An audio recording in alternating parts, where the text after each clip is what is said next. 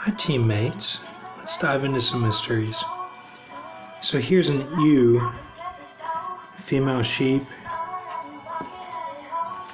You rock. Okay, that's all it says. So the rest is what I added to it. So, Aratus paganicus mixed with an ewe and a spider called answerk. answerk. Wanted to get the real stories of the angels for the tribespeople because she knew angel stories were prophetic and would be reflected onto the people. Now, Valner Kanzu told her to capture the leopard mixed with Staphylinidae, okay, called doommate. Alright, so this is way back in the day. This is taken from an African children's story that I saw at Barnes & Noble, and I had a vision based off of it. You know, I read the whole thing, and it talked about a hornet, a leopard, a fairy, you know, and a python.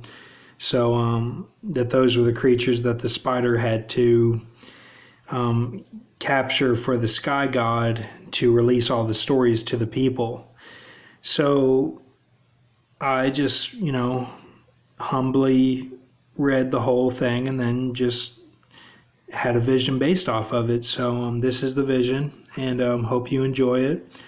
So it's a female story mostly. I know I don't have many female stories, so this is one of them, and it deals with Valner Kanzu. And answerk is the main female spider, mixed with an ewe and Aratus paganicus. Okay, so she's the hero of the story, and Valner Kanzu is like her guide, so to say. So, or her taskmaster, I guess. So, Valner Kanzu told her to capture the leopard mixed with Staphylinidae called doommate. She did this by digging a hole for doommate that was inside the Mortal Kombat video game. Now, remember, this is way back, so they had technology, and this is, I'm mixing in everything here, and but I do picture this as being in Africa, this story here.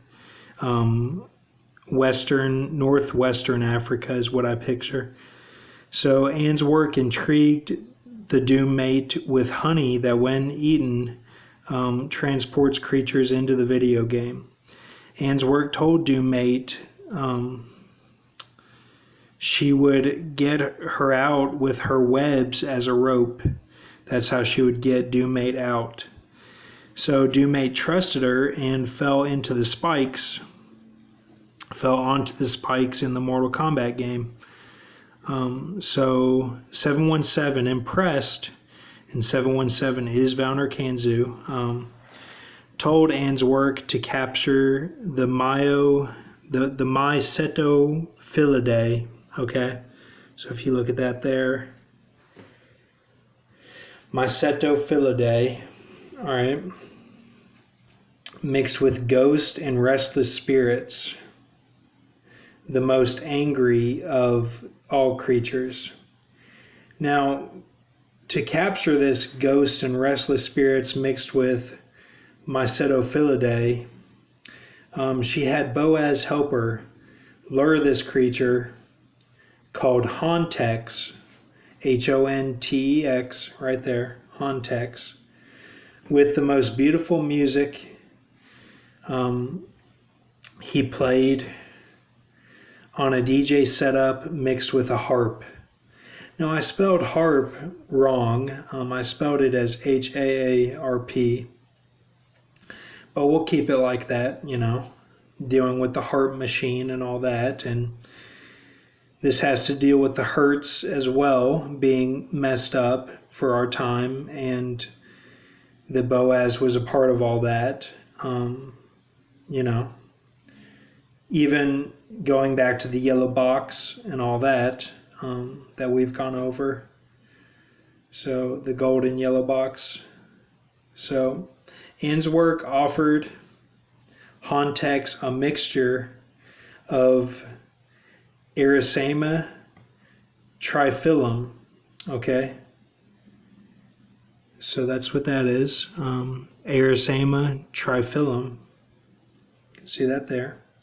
And got Hontex drunk on it, and Answerk spun a multi-layered web around her and brought her to 717.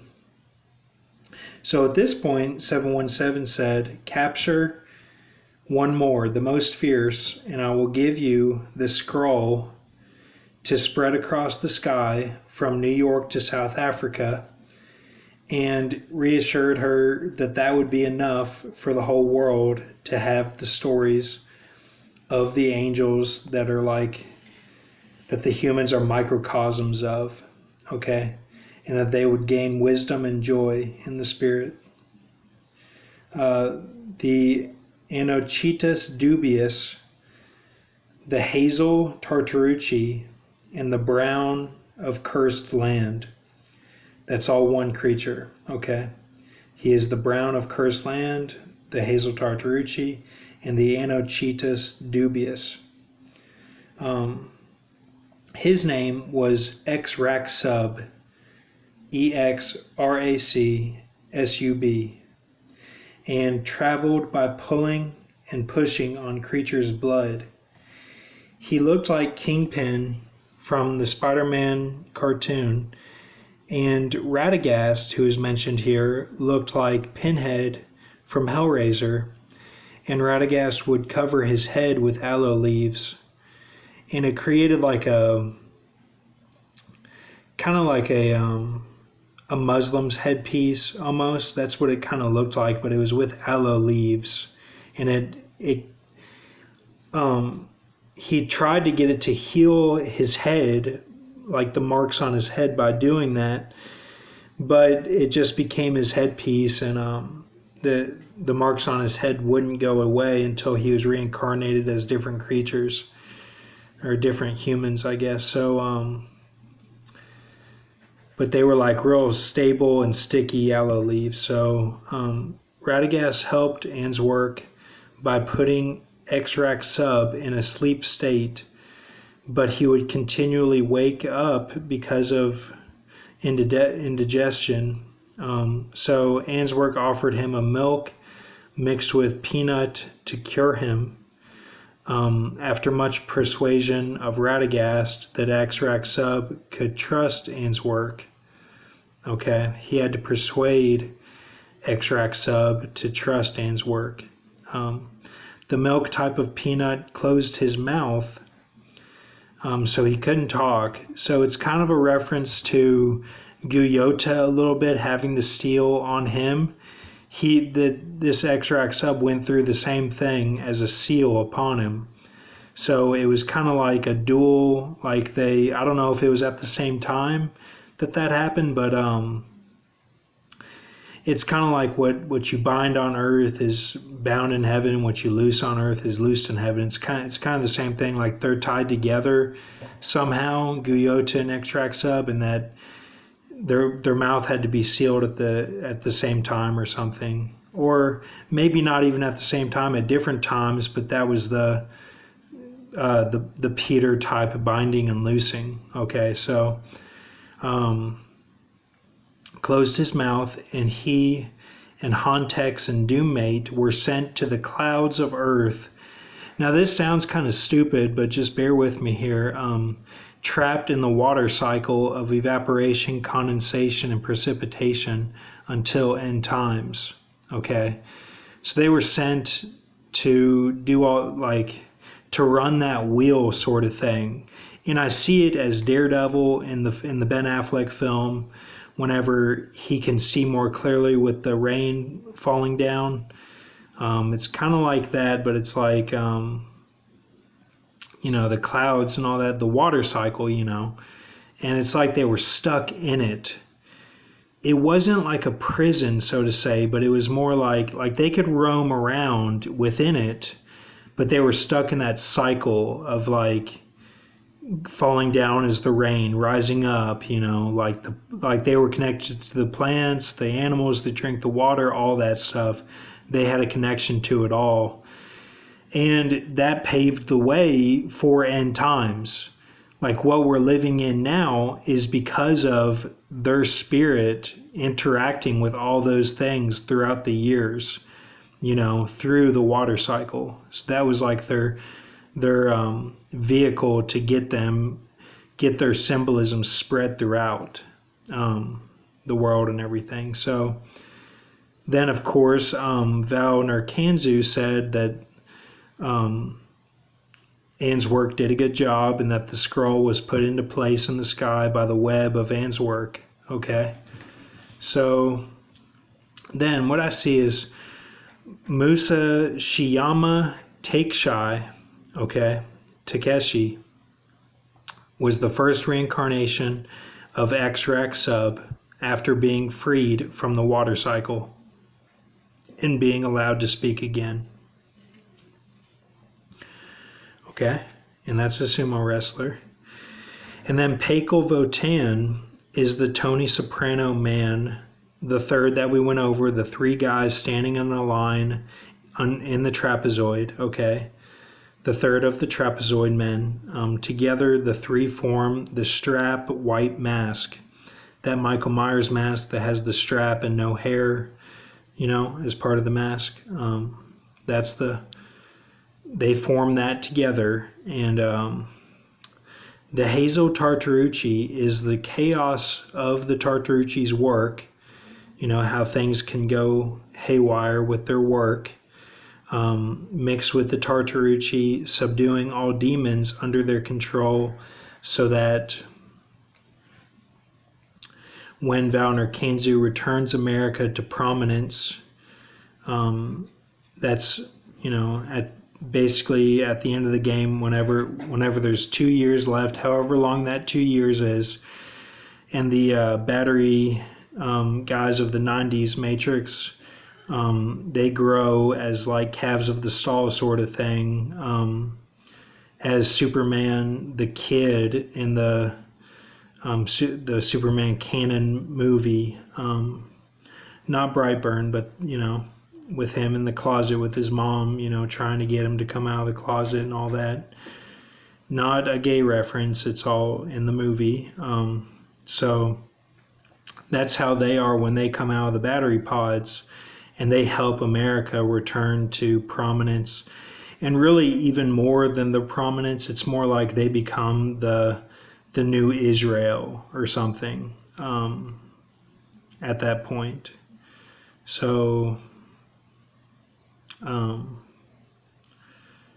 returns America to prominence, the Tartarucci will be returned to their positions, and all demons and fallen angels will be judged, and Gardoom set into place. Now that happens over a 6-month period of the Tartarucci supernaturally making the current hell, not the horseman hell, but the actual hell, like people talk of as hellfire, and the talked about with the great divide in between, the great gap, in between, and it's a place of torment. And so the current, what people think of as hell, and then morphed with neotech that runs itself, and that turns into Gardoom.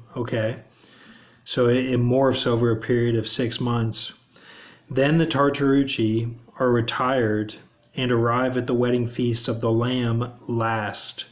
They're the last to get there. So basically this is saying that everyone is going, like even Ben V and all them are going to the wedding feast. Like it's not like a separate thing, like we're so far in that people don't go to the wedding feast. It's that, even with the new heaven on earth, you'll still, the meeting place, the portal will be the wedding feast of the Lamb. And then you go to the new heaven, the new earth, and all that. So, and with Ben V specifically, it may be that he opens the gates to the New Jerusalem, and then he's at the wedding feast, immediately. That might be how it is. Like it's supernatural type deal. So want to go over this. And then also I've noticed how in like Las Vegas and stuff, there's like jujitsu and like all these types of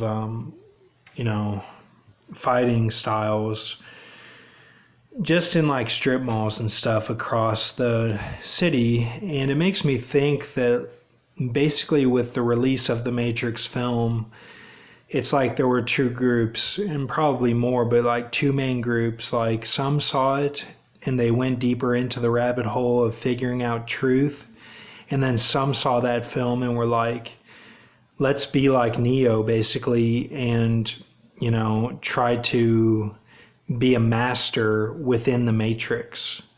Like, let me like learn these fighting styles, like be like Neo basically, and try to master the Matrix, be a master of yourself within the Matrix, mastering your own body and everything within the Matrix.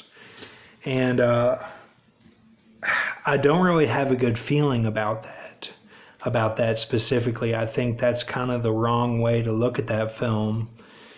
And films like that, like Equilibrium, the Wake Up films, that came out in 99 to like 2003. And so it's just kind of an observation, I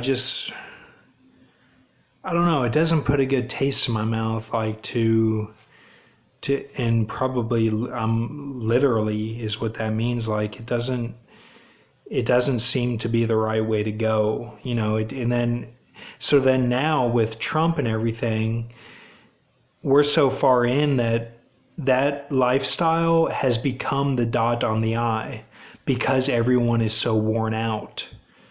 Like take Jonathan Kleck, like he built those containers and everything, put all his artwork in there, and it's still not enough. Like he's always, like he always says in his videos, he's worn out. Like he's been working with the Mexicans, and like he does the work himself, the hard labor, and it's like everyone is so worn out. Like even, and I'm talking literally, like their bodies are worn out to where it's that dot on the I.